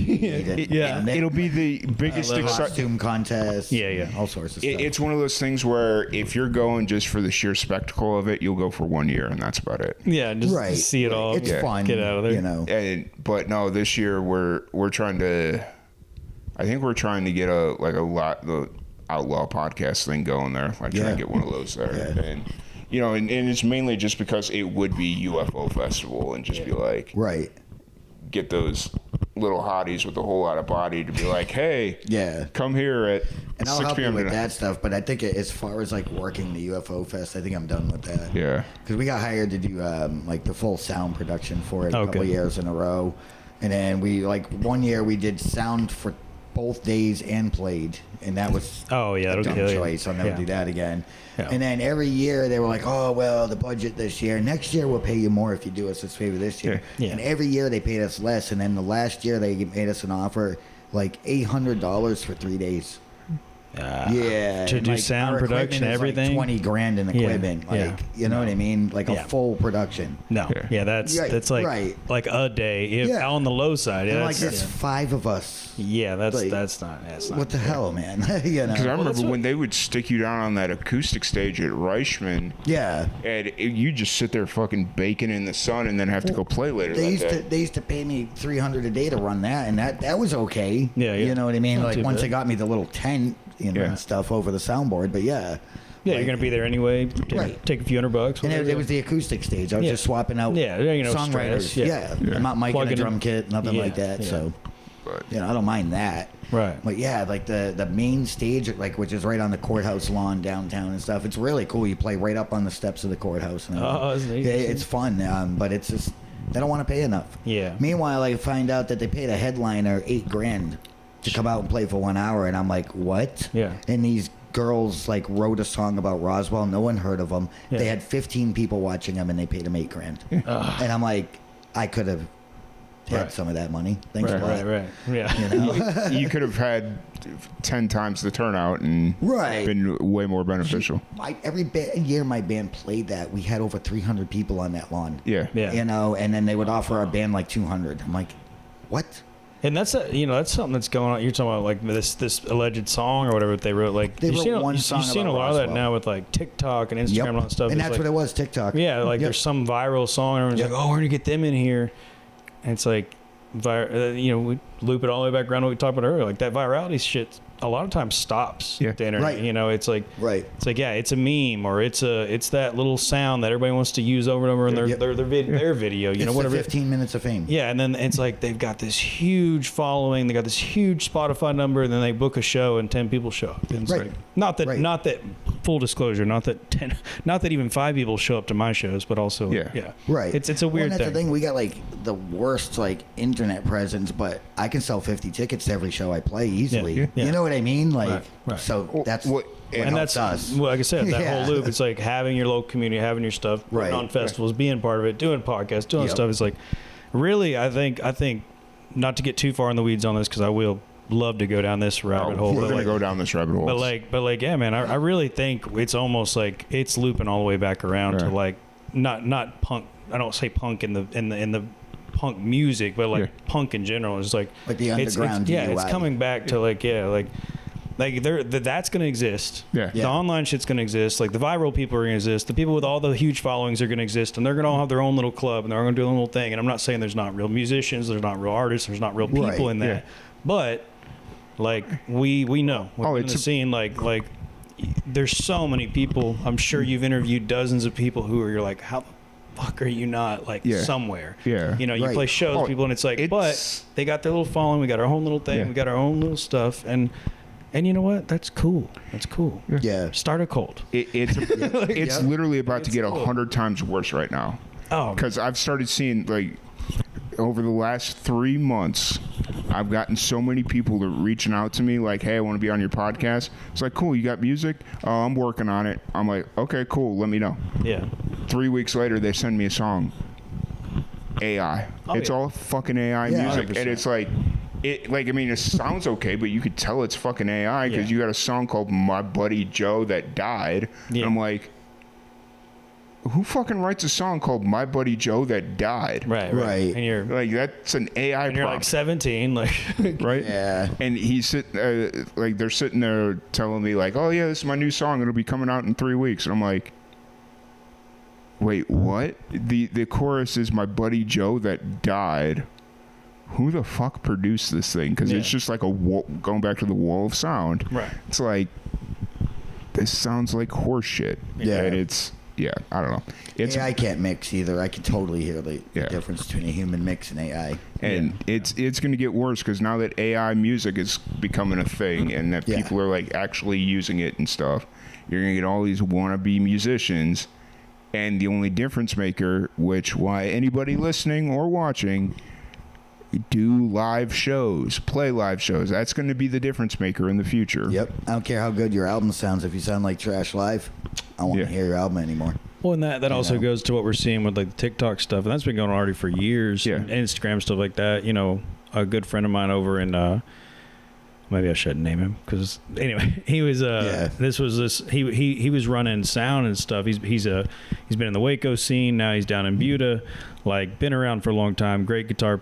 I can say him. His name's John Dempsey. He's from Waco. He's got a very colorful, good past, like within music, like can mix, can run sound, can play the guitar, can write the songs. Full like years and years of it. And this has already been like, it was like 2020 or something like that, maybe 2019. He was running sound at a venue, and he said this kid gets up there and like, it's a sold out show, and the dude's like, he said the kid was fumbling around so bad that he had presumed that he was like strung out. And he was like, hey man, can I help you this? And he's like, oh yeah, no, sorry. He's like, I'm just really nervous. He's like, all right, you got a DI or whatever. He's like, what's that? And he's like, were you a DI? And he's like, oh, do you run a board? He's like, what's that? And he, and he's like, and I'm not shitting on anybody for not knowing terminology. This isn't, but what it worked out to be, according to him and his story, if I remember right, it's already been some years. So sorry, John, if I'm misquoting you, but from the basics that I got, the kid had been signed to Sony from TikTok because he was viral, and he had played 3 like shows on a stage ever. Oof. And he said he got up there and wasn't a great show. But sold out the room. But I'm sure that kid's career didn't keep on going. Right. No, I'm not saying like you can't go viral. I'm not saying you shouldn't strive to go viral. But as you just said, learn your instrument, get your community, be part of it, like do something. Like you can't just put an AI song out with a bunch of and then in the studio too. I mean, production is nothing new. Auto-tune and Melodyne's nothing new. But nothing beats working a song out. Right. Like on your own in front of audiences and stuff, and trying out new stuff. Like there's nothing that compares to that. Oh yeah. No, I tell people all the time with like, I've got hundreds of songs. I'm probably up in the thousands. Like that will never see the light of day. But it takes 1,000 songs to get 50 good songs, and it takes performing those 50 songs 100 times each and doing them different ways and getting different reactions from different crowds to know like this is probably how I should record it and produce it and stuff like that. And then also when it comes to production, like on this recent album, like to loop things back to that, like there's some Melodyne in there to fix, like if we had a good take and I hit a pitch weird or something like that. But for the most part, like I really hit my guys hard, and whether it might be screwing me, but I don't care. Like I really hit my guys hard in the production side of like I don't want to, as little as you can on my voice and everything. Like don't fix too much, because as you just said, there's nothing worse than like hearing an album and the band can't play it. They can't, or the vocalist can't sing it. Anyway, and I don't know, maybe they're just lying to me. They might be doing stuff. They got auto-tune for live now. Oh yeah, I went out and saw what was it? Well, everybody runs Ableton. You can put all your pre's in that. What band was they did that? They did that song 18 in Life back in like the late 80s, 90s. Y'all got me. Man, I'm drawing a blank on it. But he was a famous singer from that. That show sucked so bad because the whole thing was auto-tuned. Yeah. Like he would like move the mic away and it was still holding it down for him, like that bad kind of thing. Right. It sucked tue, because me and my wife went together, and it was a band we both listened to in middle school, so we're like, we'll go see them, and it was the worst show. Well, it's like I said with Ableton and stuff like that. Like if people bring that to their live performance, cool. Like, but a lot of people don't. A lot of people don't. They go record it somewhere. It sounds cool and amazing. Their voice sounds awesome, and then they go and just sing through a normal PA with none of that. Like. So at least if you're going to do that, at least get enough of the skills and the knowledge and ask your producer to give you the tracks. Yep. So in the pre-production and run like Ableton Lives or something similar, so that you can like get that same vocal effect and the same whole aura. Or just a good like vocal box. Yeah. Because that's how we recreate. Like we get in the studio, the engineer, we let them get creative, between the producer and the engineer with the vocals. Sure. So anything they do with the vocals, we try to recreate it live. Put it in there, If we can't, then we won't do it on the album, Exactly, I try to stick by that. And the singer sticks by that. And even on like I'm sure y'all are on the same like kind of wavelength, that even if there's some stuff that you're still not, unless you're full on doing a production, pushing it through, you're not going to get, you're playing some little dive bar. Yeah, you maybe not going to run it. I'm not necessarily saying you have to do that all the way every time, but at the very minimum, it's kind of like face filters on social media. Yeah, you just catfishing. If you meet, if someone goes missing and they can't identify the person because all their photos have been look like cartoons, you don't want to do that to your voice. You don't want your voice to be something that it's not, and then when you go do it, everyone's like, what the hell is this? Because that's only going to go so far. The bands in my genre these days are they rely too heavily on backing tracks. It was it's some famous band. I'd never heard of them until it happened, but they were huge with like the underage crowd. Yeah. Like pop punk band. And somebody stole the band laptop while they were on tour. They couldn't perform at a huge festival because of that. It's over, yeah. I'm like, what? You can't just come out and do your songs? Like they're your songs. You all wrote and recorded them and played them, correct? Then why can't you do it? We just hold these guitars. Yeah. And I'm like, dude, you rely way too much on backing tracks if you can't perform without them. Like, that's not... Also, if you're a professional band, you don't have it all backed up. Come on, man. Yeah. Right. Exactly. It's like... I don't know if y'all know Tosh Sultana? Yeah. Yeah. She's a looper, does all that stuff. I saw a little video of hers a couple of years ago. Like they did kind of a behind the scenes thing, and like maybe I listened to maybe she was on a podcast. But they were talking about like all of her loops. She has like I think she has 3 sets of them. Like there's like the one on stage. There's 2 on stage every time in case one crashes, and then there's like 1 in the bus or something like that. Right. Oh yeah, you have to, especially with those loopers. Right. You get into like anything electronic and stuff like that, or you're doing like the Ableton stuff like that. And you're doing pre-production, or live production. Yeah, you gotta have all that stuff. And nothing, even as simple as a DI box, bring 2. Right. Yes. Right. Dude, you could have one that's reliable. You plug it in and it don't work all of a sudden, and then what? Yeah. You're like, anybody got a DI box? Yeah, your box or bag should have 2 of everything. You have a couple microphones. You have 3 different cables. I make sure I have at least 5 mics. Right. Like today, today we had 5 mics going, or no, 3 mics going, and I was sitting there, I was like, I don't think we got enough mics because what if some shit breaks? Right. Yeah. No, yeah, and dude, even batteries, like.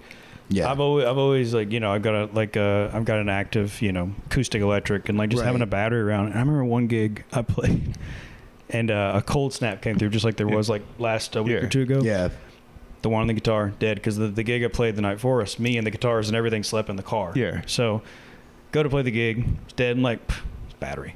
I got this because I'm super prepared. Reach in the case, grab the next battery. It's in the package. Yeah, right. Put it in, nothing's happening. I'm like, man, my guitar must be broke. Like start looking at the wires, start looking at everything, and then like sound guy ends up bringing a battery. He's like, try this one. I put it in there and it worked. I'm like, it was the cold snap. It was a brand new battery. 9 volts still do that. Yeah, so have like 10 of everything. Like it's like Well, because it's what happened when we were out in Tucson. We were doing the live podcast out there. I had bought a brand new DI box. I was like, it's gonna work perfectly. Right out of the box. Right out of the box, dead. Doesn't work. Nothing. And I'm just sitting there, I'm like, son of a bitch. And then we booked this one. I'm like, all right, I'm going to go order another DI box. Yeah. Luckily, this one works. So we still brought the 57 in case we had to mic the guitars. Yeah. You know what I mean? You got to bring everything. Yeah. I mean, you can always rely on it. If you got one shirt, that's okay. Right. Like, quite honestly, if you got one good SM58, you don't even need a second one. Yeah. Right. You know? They will. I do have... when I was more full-time music, I was running all these open mic stuff. And I remember one night... I think people just like say nervous things to like a host. You guys probably get it too or whatever. It's like, and they're like, and it was a 58, which to us is like, all right, standard mic, Yeah. But like the guy's saying, he's like, that's a really nice mic, man. What is that? I'm like, oh, it's, I was nice to him. I'm never a jackass or nothing. But I'm like, oh, it's 58. And he's like, it's pretty like the industry standard, you can pick them up for like $50-$60 at the time. Yeah. And he goes, yeah, man, it's nice. Like you just get that? And I was like, no. I did quick math. It was like a 10-year-old mic. And like, these are probably 10 years. Like they're so like, you got to really, so like mine is like, I have one that's probably almost 15 years old now. Yeah. Looks fresh out of the box. Then you see some people's with a 58, the grill's smashed in, and it still works great, but it is funny the different like levels of like abuse and like but this guy was kind of like, oh, did you just get it? And I'm like, no, actually I've had it for a really long time. Well, you ever seen the come to think of it, I want to say it was like the late 80s Sheriff 58 commercial.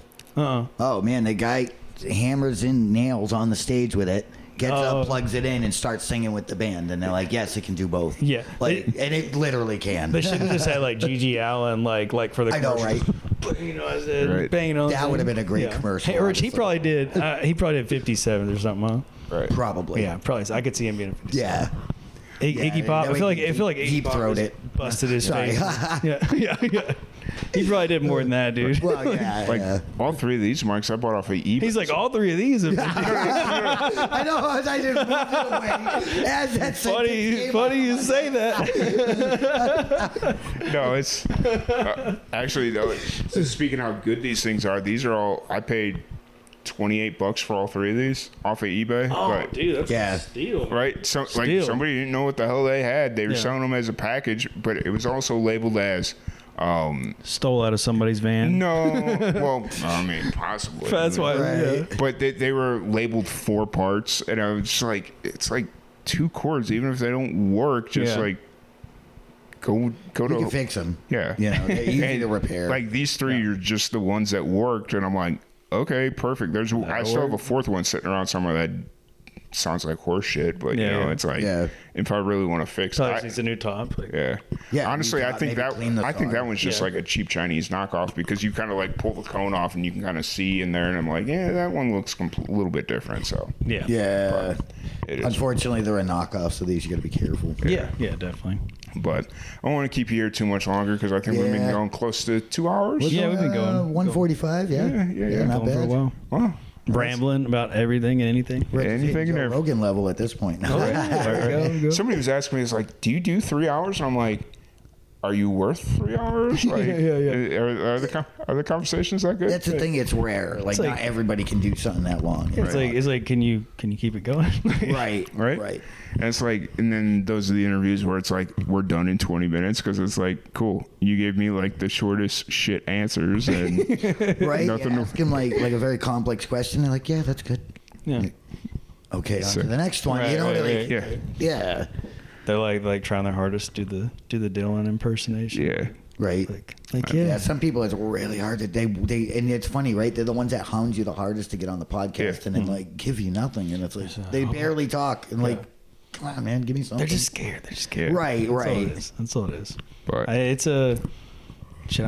I've already said a bunch of ignorant ass shit tonight, but Well, that's all right. It's easy to forget the camera's even in the room, honestly. I like this setup better with the handheld just chilling. Right. You got the cameras all the way, over there. way over there. Well- It's tough. I've been on podcast, even yours, like early on. Like I have this breath thing yeah. that I'm worried about breathing too much in the mic, and then by the end of the thing, I realize how I haven't been taking big enough breaths. I'm really struggling. Like I'm not doing it right now, but I've done that in the past. Like going on podcasts, I don't want to get the breath on the and like at the end of it, you walk out of the podcast It's like, oh shit. It's like nah, just chill, talk, hang out. Well, Also, I know this guy really well. Now I know you really well. Yeah, It's one of those things where it's like we're comfy. I go on those podcasts and I just get on this I spill out like a million words a minute, and by the time I'm done, it's like, oh, I haven't breathed in like 3 minutes. I need to catch myself, and then they come back with a really quick question. I'm like, okay, we're back into it, and it's just like, fuck, I used to do. We had a radio show for a little while, and I did all the editing for it. And Tom makes a weird click noise a lot. He does. And I never caught it until hearing it in the mic and doing editing. Right. Yeah. And I'm like, oh my god, it's just right on the mic. I didn't even hear it live. I never noticed it until I started doing that, and I was like, what the hell are you doing? I think you're like wetting your lips or something. I'm not 100%, but Oh yeah, because I don't drink enough water. That's what it is. Okay, I've never ever caught you doing it even after I noticed it in the recording. I can only hear it in the headphones. It's weird. It happens. It's there's a lot of weird habits that I do, and I just even just breathing. Like if the mix is wrong or the mic's too high, you're like, oh shit. Right. I got a bad habit of clearing my throat. I clear my throat too much. So. Right. There was somebody I had on. We were doing it in person, and they were like, their bad habit was they were playing with the bottom of the connection, and I'm like, fucking stop it! I can hear every freaking ounce of that. You can hear all the clicks and stuff. Like when they're messing with it, I'm like, stop that. Well, too, it's like even like obviously we're just holding these right now, but like when it's in a cage, it's like grab everything but the microphone. But then somebody will grab the microphone. It's like in the cage, and it's like, what are you doing, dude? Yeah.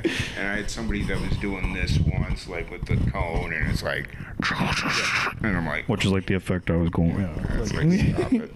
Reminds me of I don't know why I just thought of this, but there's like this SoundCloud rapper, and he's got a video out on like Instagram Reels that I've seen, and he's holding a condenser mic like this in his hand, and he's got paper with the lyrics on it, and I'm like, what is this guy doing? Yeah, what is it? Yeah, I'm like, I can't believe his engineer like even allowed that. Yeah. I would have charged him triple for that alone. Right. It's like you're groping my mic like you'd grope your testicles. When he's got like noisy ass paper in the same, like within 3 feet of a microphone while recording vocals, what are you doing, dude? Right. And that's and you know, and which I don't think for a second that probably wasn't the final vocal, but then also the other half of that is that like so much of that. It's what Alec, back to him. He's brought that up for a thing that I didn't know, and I still don't know if it's even, fact check him on it. We're about to find out right now. Y'all might know. It's like a Shure 7B or whatever. Yeah.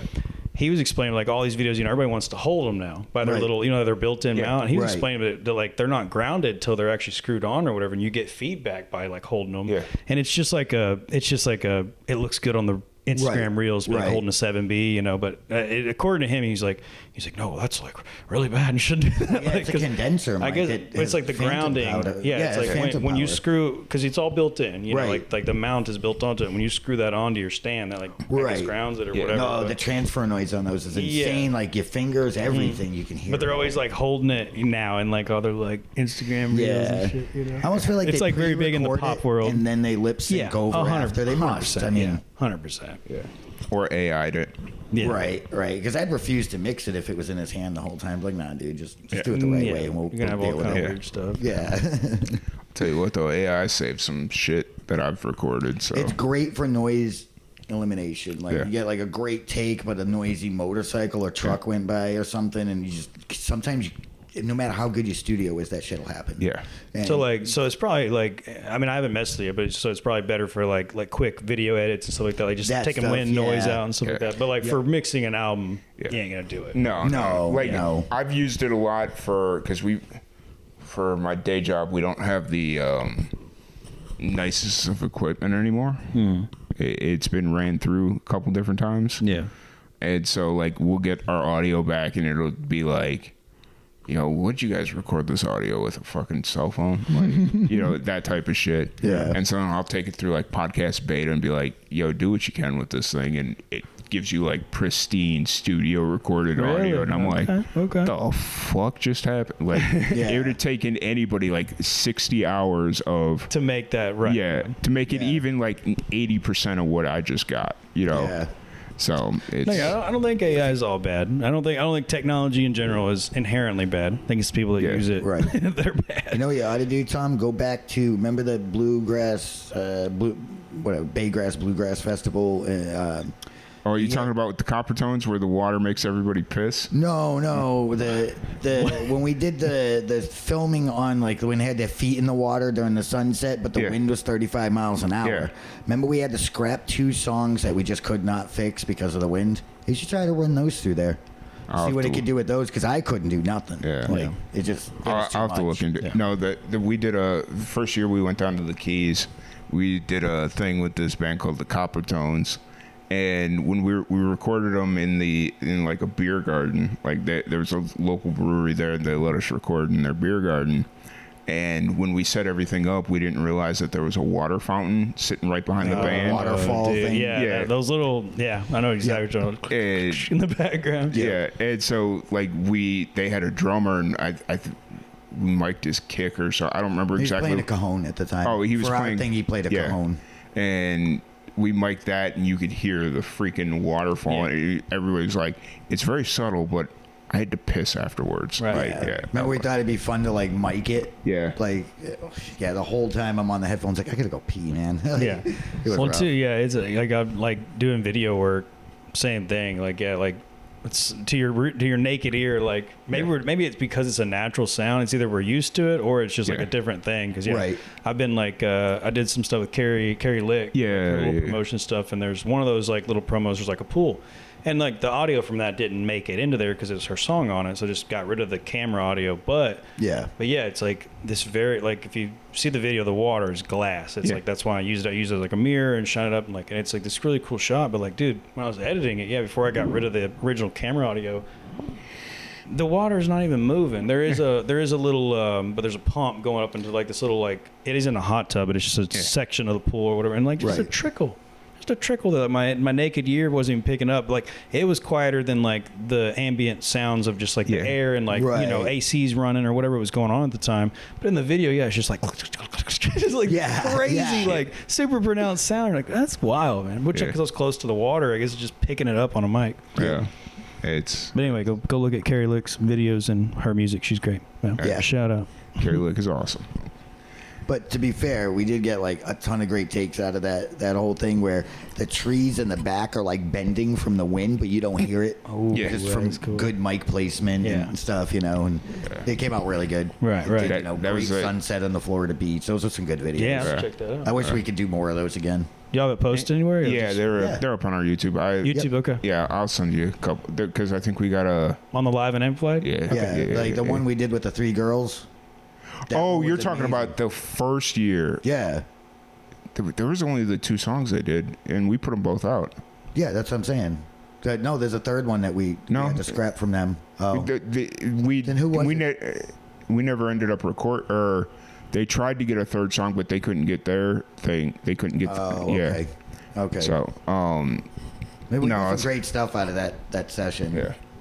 We'll send them a few clips. I'll dig on there. And it's mostly Americana bluegrass stuff, so it's right up, So, but that's the life we live, right? We hit the road and get our asses kicked for doing it.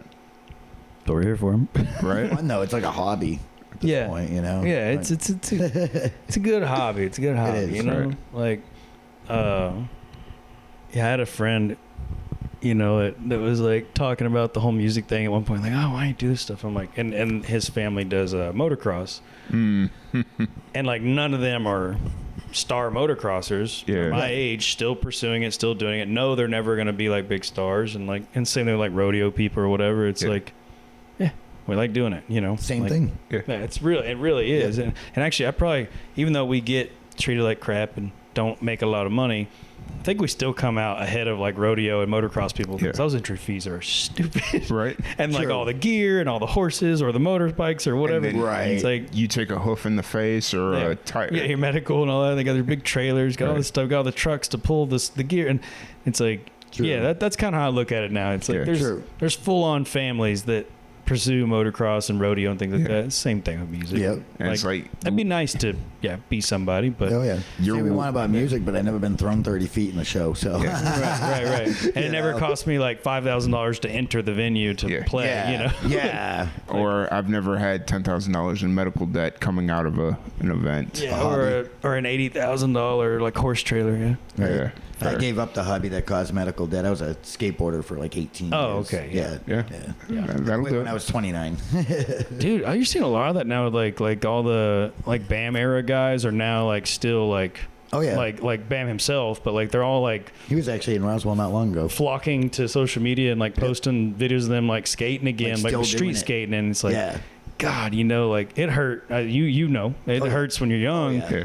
God, I can't imagine. Are you kidding me? Because how old is Bam? He's older than me, so he's like probably 50s, 54. Yeah, they're just eating shit on the concrete. Like that's crazy. Dude. Like I was concrete hurts for a couple years, and I just kept at it for a long time. I didn't even care about like going pro. It was just a fun hobby. Yeah. And there's like now today, I get on a skateboard and I feel like an old man. I'm like, oh my God, I'm gonna die. Yeah. I'm gonna break something. You know what I mean? Like, it's scary as hell. Right. It hasn't even been that long. Jeez. Yeah, but dude, I feel like I think that's just like I'm like I said, I'm only 33 in March. But still, I'm currently at that point in my life where I'm making that transition into like mentally where it's like, just, I wouldn't have thought twice, even like a bicycle, like not even doing BMX or just getting on a bike or moving around, like doing something weird or something goofy. Like I would never skated, but like skateboards around, I'll jump on and just kind of fuck around on it. Yeah. Now I'm like, I could like really hurt myself. Like I think it's just, and maybe that's, and I'm only here, so I presume the older you get, it's just like that feeling of like I could really fuck myself up. Maybe it's like maybe it's responsibilities. Like mentally, you're like, if I hurt myself right now, I'm not gonna be able to make money. I'm not gonna be able to do anything. Other people are gonna suffer for me suffering. Like, whereas when you're like a kid, you're like, and that's why I quit. Basically, I was 29. I had 2 kids, and I broke my ankle. and I couldn't work for like 6 months. There you go. I'm Right like, there. oh, this is stupid. This is, I mean, almost losing my home over Right. Yeah. Over skateboard. Yeah. So that's when I was like, all right, no more. Right. And I had always been a musician, but that's when I went full gear Yeah. into it, you know. Yeah. For me, it just kind of went along with the lifestyle, you know, skate Sure. hard, play music hard, that whole thing. Yeah, and then like with music, at least like I said, like a lot less. I mean, being a drummer, I guess you could sprain an ankle, but you're not gonna like break an ankle. Well, I was you a know, bass player for almost 30 years. Yeah. I only went to drums because I had an accident. I got shot through my left arm. Jesus. So yeah, I can't control those fingers much anymore. No on way, that dude. hand. Yeah. So after that, I was like, I thought my music playing was forever gone. Sure. Yeah. Because before that, I could play almost any stringed instrument. I could play piano. Like I was, you know, polygammerous they call it. Sure, yeah. You know, I could play lots of instruments. Just like jump anything, on it, I could just figure it out. And after that, I'm like, oh man, that's like my fret hand. That's my dude, main I know hand. that had to feel. So yeah, I know went that to feeling drums. was shit. I went yeah. to drums, and that's kind of where I found my home, and I love it now. That's cool, dude. Yeah. I mean, I always dabbled in drums, but you know, I didn't go serious until this.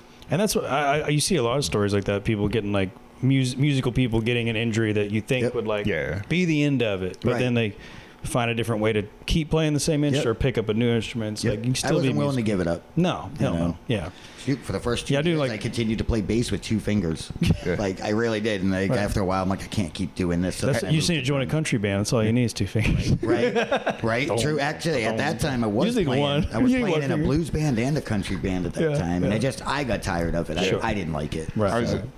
Because was that after? That was before I met you, right? That you had your that was like right when I opened Dragon and Rose. Yeah. Like not long after I opened that place, I accidentally shot myself. Yeah.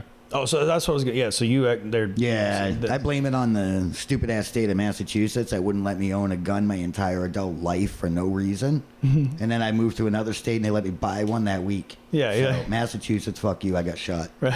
Well, to be fair, the gun you were what you were trying to do, it was a tricky situation. It wasn't my gun, first of all. It's my friend's gun who happened to be there with me. He was trying to clean it. It was his first gun he ever owned. I really didn't have much experience with him either.